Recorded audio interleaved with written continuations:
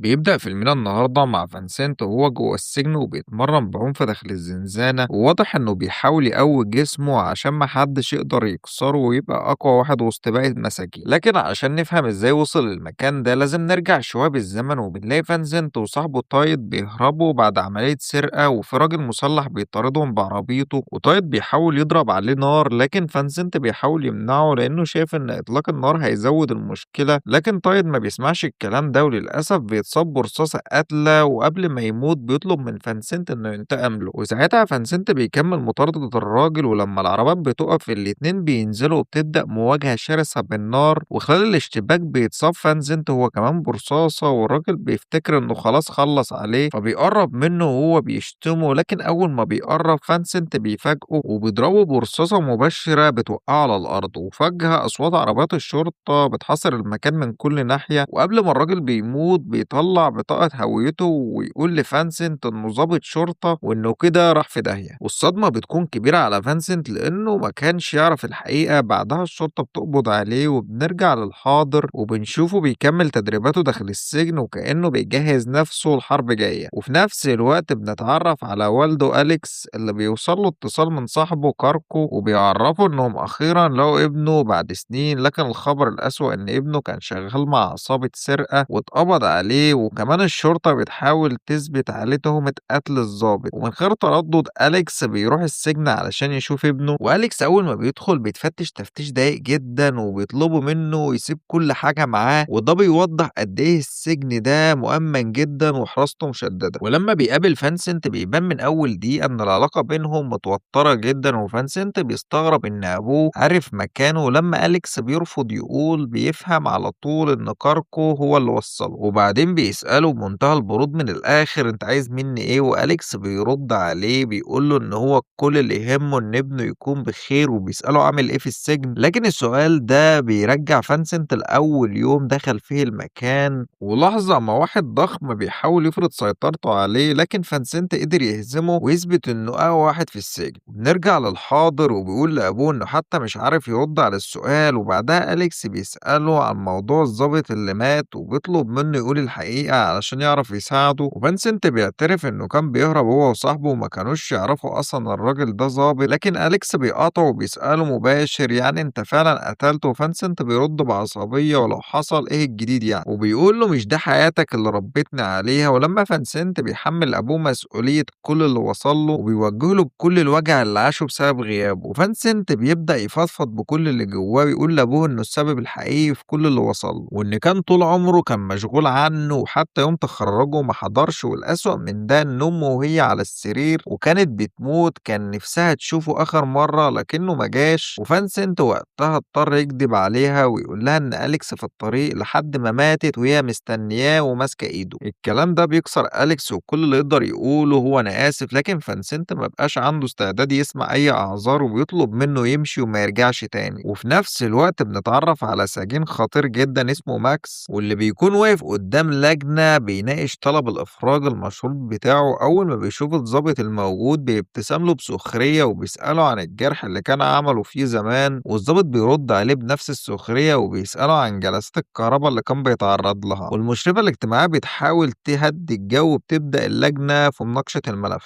واحد من أعضاء اللجنة بيوضح إن سبب سجن ماكس هو تفجير 4 قنابل، لكن ماكس بيصحح له بكل برود وبيقول إن هما كانوا 15 قنبلة وإن الشرطة أصلا ما اكتشفتش غير 4، وبعدها الضابط بيقول إنه دخل 4 خناقات في السجن وقتل 3 مساجين، لكن ماكس بيرد بمنتهى اللامبالاة إن هما كانوا يستحقوا اللي حصل لهم، واللجنة بتسأله ليه المفروض يخرج من السجن فبيرد بثقة لأن وجوده جوه أخطر بكتير من وجوده بره. وفي نفس الوقت بنشوف مجموعة إرهابية بقيادة واحد اسمه لاك، وواضح جدا إن هما بيجهزوا لعملية كبيرة، وبترجع الكاميرا للجنة وكل أعضاء بيصوتوا على رفض طلب الإفراج عن ماكس، لكن ماكس بيبتسم ويقول لهم انتوا أغبياء جدا لأنهم لسه مش فاهمين حجم الكارثة اللي هتحصل بره وهو لسه محبوس. وبعدها بيبص للضابط اللي قبض عليه زمان ويبدأ يستفزه ويقول له إنه ضيع عمره كله وهو بيطارده وفي الآخر خسر أسرته، وبيكمل استفزازه ليه لما بيسأله عن زميله اللي لسه في المستشفى بسبب اللي عمله فيه، الضابط بيفقد أعصابه ويقرب منه وهو ناوي يقتله، لكن المفاجأة الضابطة الموجودة ورا ماكس بتطلع سلاحها فجأة وتضرب الضابط ده بالنار وبتقتله في الحال. وماكس بمنتهى البرود بيبص لأعضاء اللجنة ويسألهم الساعة كام وهم مرعوبين يردوا، وكانت الساعة 10. وفي نفس اللحظة بيهز انفجار ضخم السجن كله، وبنكتشف إن القيود اللي كانت في إيد ماكس أصلا ما كانتش مقفولة، فبيأمر الضابطة اللي كانت واقفة إن هي تخلص على باقي أعضاء اللجنة وبالفعل بتقتلهم كلهم. وفي نفس الوقت لاك بيقتحم غرفة المراقبة وبيقضي على الضباط الموجودين فيها وبيستولى على نظام السجن كله. بعدها بيوصل ماكس بمكبرات الصوت فبيبدأ يخاطب كل الموجودين في السجن وبيقول لهم أنا ماكس وكل واحد عايز الحرية الباب قدامه مفتوح. والمساجين أول ما بيسمعوا الكلام بيبدأوا يكسروا الزنازين وينشروا الفوضى في كل مكان، أما اللي بيقرر يفضل جوه فبينفذ أوامر ماكس، وبعدين بيعلن إن كل الموظفين والزوار هيبقوا رهائن ورجالته هيجمعوا منهم الموبايلات وأي حد يفكر يقاوم هيقتله فورا. بعدها بيطلب من الضابطة اللي كانت واقفة تصور له فيديو عشان يوجهه للحكومة، وفي التسجيل بيعرفهم بنفسه وبيطالب بالإفراج عن باقي أفراد تنظيمه الموجودين في السجون التانية، وبيهدد إن لو مطالبه ما اتنفذتش خلال 6 ساعات هيفجر السجن بالكامل بكل اللي فيه. وعشان يثبت لهم ده بيعرض جثث أعضاء اللجنة قدام الكاميرا، وفي الوقت ده بيكون أليكس لسه مستخبي داخل حمام السجن وسامع كل كلمة بتتقال ولسه محدش يعرف إنه موجود. بعد ما بيخلص ماكس رسالته أليكس بيستغل الفوضى وبيخرج بهدوء من الحمام، وأول ما بيطلع بيقابل واحد لابس زي ضباط السجن، لكن بمجرد ما بيبص في بطاقته بيعرف إنه مش ضابط حقيقي وإنه واحد من رجالة ماكس. وأليكس بيتصرف بهدوء وبيعمل نفسه مصاب وبيقول له إنه محتاج يروح المستشفى، لكن المجرم ده بيقرر يقتله وبيضرب عليه نار، وأليكس بينجح يتفادى الرصاصة وبيهجم عليه وبيدخل معاه في اشتباك عنيف، وفي النهاية بيقدر يخلص عليه. وفجأة اللاسلكي بتاع الراجل ده بيرن بسبب صوت الطلقات، وأليكس بيمسك الجهاز وبيرد كأنه هو الشخص نفسه ويقول إن واحد حاول يهرب وإنه خلص عليه، وبكده بيبعد الشك عنه. في الوقت ده الشرطة بتحاصر السجن بالكامل من بره، والضابط تشاز بيعرف إن الانفجار تسبب في هروب عدد كبير من المساجين، لكن قوات الشرطة قدرت تقبض عليهم كلهم قبل ما يبعدوا. وجوه السجن ماكس بيبدأ يجمع المساجين اللي قرروا ينضموا ليه بدل ما يهربوا، ومن بينهم بيكون فانسن، وماكس بيسألهم ليه اخترتوا تقفوا معايا بدل ما تاخدوا حريتكم. واحد منهم بيطلع بحماس ويقول له انا مستعد اعمل اي حاجة علشانك، لكن فجأة ماكس بيطلع سلاحه وبيقتله.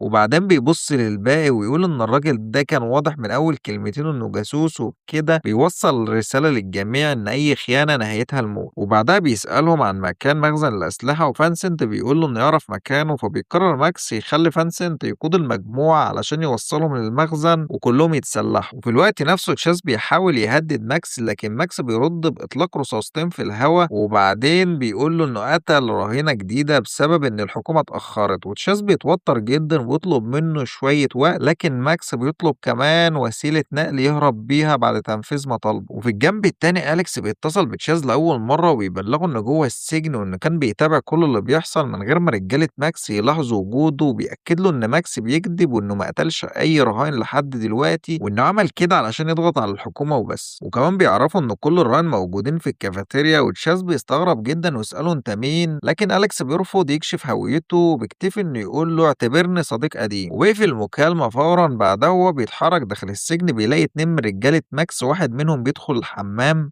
فبيستغل أليكس الفرصة وبيخلص على اللي واقف بره وبياخد سلاحه. أول ما التاني بيخرج من الحمام بيخلص عليه هو كمان قبل ما يفهم إيه اللي حصل. وفي نفس الوقت فانسنت بيوصل برجال ماكس المخزن الأسلحة، لكن لاك بيلاحظ إنه الوحيد اللي ما أخدش سلاح، فبيسأله عن السبب، فبيرد فانسنت السلاح هو اللي دخلني السجن، لكن لاك بيبتسم ويقول له والسلاح اللي هيخرجك منه. وفي الناحية التانية أليكس بيقابل 2 كمان من رجالة العصابة، والمشكلة إن معاه رصاصة واحدة بس، فبيستخدمها ويقتل أول واحد والتاني بيهجم عليه قبل ما يلحق يعمر السلاح، لكن أليكس بيعتمد على خبرته وبيدخل معاه اشتباك وبينجح إن هو يخلص عليه هو كمان. وبكده يبدأ رجال ماكس يحسوا إن في حد مجهول بيتحرك داخل السجن، وواحد ورا التاني بيوقع رجالتهم ومن غير ما يعرفوا هو مين أو بيظهر منين. في الوقت ده ماكس بيرجع يكلم تشاز مرة تانية، لكن أول ما تشاز بيسمع صوته بيطلب منه وقت تاني، وماكس بيضرب رصاصتين في الهواء وبيقول له إنه قتل رهينة جديدة بسبب التأخير، ويطلب منه ما ينساش يجهز بيجهز له عربية يهرب بيها، وفي نفس الوقت أليكس بينجح يوصل لمخزن الأسلحة، ومن بعيد بيشوف رجالة ماكس وهم بيتسلحوا ومن بينهم ابنه فانسنت. ففانسنت بيلاحظ وجود أبوه لكنه ما بيفضحوش ويقول للباقي إنه راح يخلص حاجة ويرجع لهم تاني. أما أليكس فبيكون مجهز قنبلة دخان وبيرميها وسط المجموعة دي، وفجأة المكان كله بيتملى بالدخان ورجال ماكس بيبدأوا يضربوا نار بشكل عشوائي، لكن أليكس بيستغل الفوضى وبيدخل وسط الدخان وبيوصل لأول واحد من وراه وبيقضي عليه في ثواني. بعدها بيتحرك ناحية التاني ويخلص عليه هو كمان قبل ما يلحق يشوف. أما باقي المسلحين فبينسحبوا بسرعة وبيرجعوا عند ماكس ومعاهم فانسنت، وبعدها ماكس بيطلب من كل الموجودين يخرجوا لأنه عايز يتكلم مع فانسنت لوحده ويبدأ يحكي له عن ماضيه وإنه كان ضابط متخصص في المتفجرات، لكن الحكومة ظلمته ودمرت حياته، ومن يومها قرر ينتقم منهم بتفجير أي مكان يخصهم. وفجأة بيدخل واحد من رجالته اللي كان في وسط الدخان وبيحكي لماكس إن في شخص مجهول هاجمهم وقتل عدد من رجالته، وساعتها ماكس بيفتكر إن الحكومة دخلت السجن ده وخلفت الاتفاق، فبيمسك جهاز الاتصال ويكلم تشيز بعصبية ويقول له إن السبب اللي حصل هيقتل رهينة جديدة، وبعدين بيعمل صوت كأنه نفذ التهديد. وبعدها تشيز بيتصل بأليكس ويقول له إنه بقى عارف هو مين، وأليكس بيستغرب جدا ويسأله إن هو عارف منين، لكن تشيز بيطمنه ويقول له إنه متأكد إن هو معاهم. رغم كده بيوضح له إن الهجوم اللي عمله خلى ماكس يعتقد إن الحكومة بدأت تتحرك، وده خلى الموقف يزيد خطورة. وأليكس وقتها بيقول حاجة غريبة، وبيقول له من ساعة ما دخلت السجن وهو أصلا ما شافش أي رهائن، وده مخليه حاسس إن في حاجة مش طبيعية. بعدها بيسأل تشيز عن فانسن وهل هو خرج مع المساجين اللي هربوا بعد الانفجار ولا لأ، لكن تشيز بيرد عليه بيقول له إن فانسنت لسه موجود في السجن، وأليكس بيقول له إنه مش هيسيب المكان قبل ما يخرج ابنه بنفسه. وبيكون ماكس بيجمع كل رجالته ويقول لهم إنه متأكد إن الشخص اللي بيقتلهم مش ضابط عادي، وإن اللي بيعمل كده لازم يكون من القوات الخاصة لأن مفيش غيرهم يقدروا يتحركوا بالشكل ده من غير ما حد يمسكه. وبعدين بيعلن قدام الكل إن أي حد هيجيب الشخص ده حي أو ميت هياخد $1,000,000. وفانسنت طبعا بيسمع الكلام ده وبيكون عارف إن الشخص ده هو أبوه، لكنه بيفضل ساكت وبيتحرك مع باقي رجالة ماكس وكأنه واحد منهم. وفي نفس الوقت أليكس بيكون لسه بيدور عن أي حد من المحتجزين ولسه مش عارف إن الحقيقة اللي مستنيها تكون أسوأ بكتير مما كان يتوقع. وأليكس بيفضل يدور على الرهائن دي وبعد بحث طويل بيلاقي المكان اللي كانوا محتجزين فيه، لكن أول ما بيدخل بيتصدم وكل الرهائن بيكونوا فعلا موجودين، لكن للأسف كلهم بيكونوا مقتولين. وساعتها بيتأكد إن ماكس ما كانش بيكذب على الحكومة من بدري، وإن كان بيدعي إنه بيقتل رهينة كل شوية، لكن في الحقيقة إنه كان مخلص عليهم كلهم من بدري. وأليكس بيتصل بتشاز بسرعة وبيبلغه بالحقيقة الصدمة، لكن أول ما بيقفل المكالمة بيتفاجئ براجل ضخم جدا واقف قدامه، والراجل بيهجم عليه بلكمة قوية بترميه بعيد. وأليكس بيحاول يقاوم وبيمسك مقص صغير وبيبدأ يطعنه بيه أكتر من مرة، ورغم الإصابات الراجل بيفضل ماسك فيه وبيخنقه بكل قوته، وبعدين بيرميه جنب مسدسه وبيمسك سكينة وبيستعد عشان يخلص عليه، لكن في آخر لحظة أليكس بيقدر يوصل للمسدس وبيضربه بالنار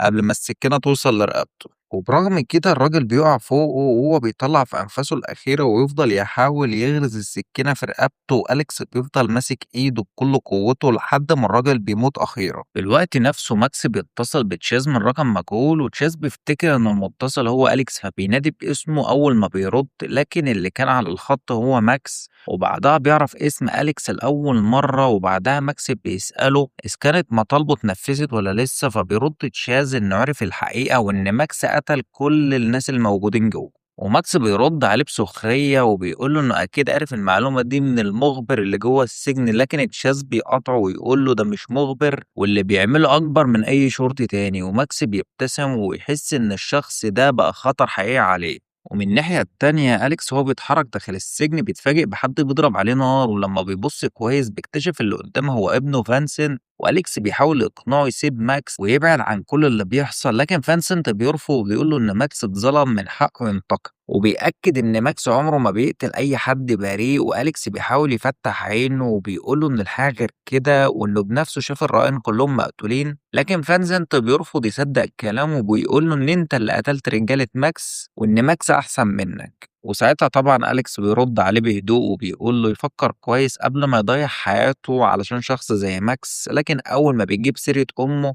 فانسنت بيفقد أعصابه ورغم كل اللي بيحصل ما بيقدرش يقتل أبوه، فبيقرر يضربه رصاصة في رجله بس ويقول له لو تقدر اخرج من هنا. وبعد ما بيمشي فانسنت، أليكس بيستخبى في مكان آمن وبيطلع إسعافات صغيرة كانت معاه، ومن غير تردد بيخرج الرصاصة من رجله بنفسه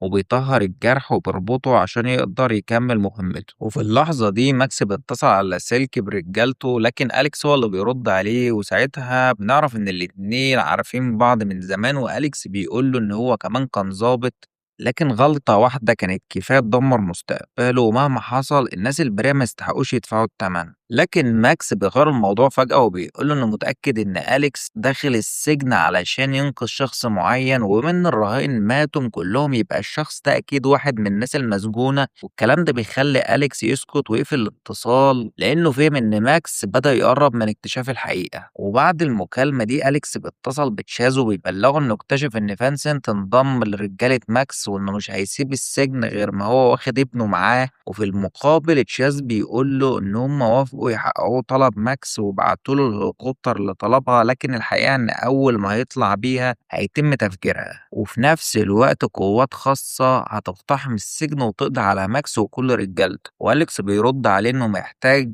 شوية وقت قليلين جدًا لإنه كفاية بالنسبة له عشان ينقذ ابنه. بعدها بيتحرك ناحية المكان اللي فيه أفراد الشرطة الفاسدين المتعاونين مع ماكس، وبرغم إن معاه مسدس عادي بيقرر يهاجمهم من غير أي تردد. وأول ما بيبدأ إطلاق النار وبينزل عليه رصاص زي الرز من كل اتجاه، لكنه بينجح يوقع أول واحد فيهم وبعدين بيستخبى وبيعمل نفسه اتصاب. وأول ما التاني بيقرب منه عشان يتأكد إنه مات، أليكس بيفاجئه وبيقتله في لحظة، وبالرغم من إصابة رجله بيفضل مكمل، وقبل حتى ما ياخد نفسه بيظهر قدامه الشخص التالت، لكن بخبرته وقدرته على القتال بينجح هو كمان إنه يقضي عليه ومن بعيد، لك بيكون بيتابع كل اللي بيحصل، وبدل ما يخاف بيعجبه اللي أليكس بيعمله ويبدأ يضحك. وفي نفس الوقت القوات الخاصة بتبدأ تدخل السجن عشان تستعد للهجوم، أمّا لاك فبيقرر يواجه أليكس بنفسه ومن غير ما يستخدم أي سلاح، بيطلب منه إنه يقابله راجل لراجل، وبالفعل بتبدأ مواجهة عنيفة جدًا بينهم، ولاك بيستغل إصابة أليكس ويفضل يضغط على الجرح عشان يخلّيه مش قادر يقف، وبعدين بيرميه على الأرض. وخلال القتال بيحكي له إن هو كمان اتظلم وإن الشخص الوحيد اللي وقف جنبه وقتها كان ماكس، لكن أليكس ما بيتأثرش بالكلام ده، وفجأة بيجمّع قوته وبيهجم عليه ويفضل يضربه بعنف لحد ما ينجح إنه يخلّص عليه. وفي اللحظة دي بيرن تليفون ماكس وتشاس بيبلغه إن هليكوبتر هتوصل خلال 5 دقايق، وماكس بيضحك وبيقرر يتحرك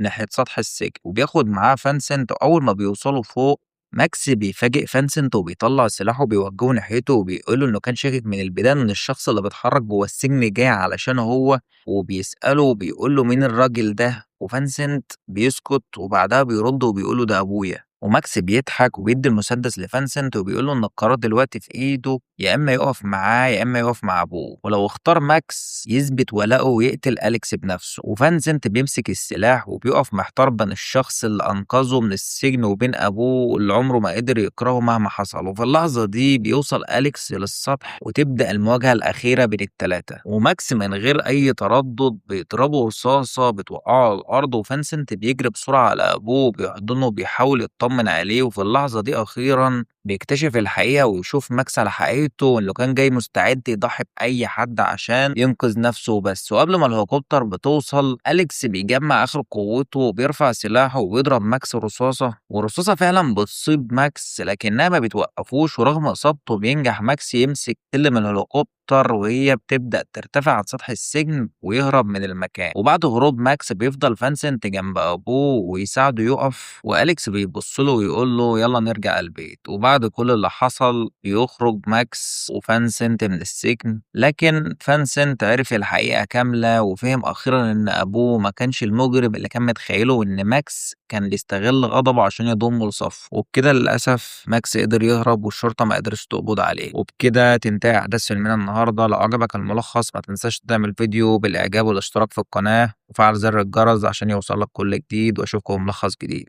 سلام.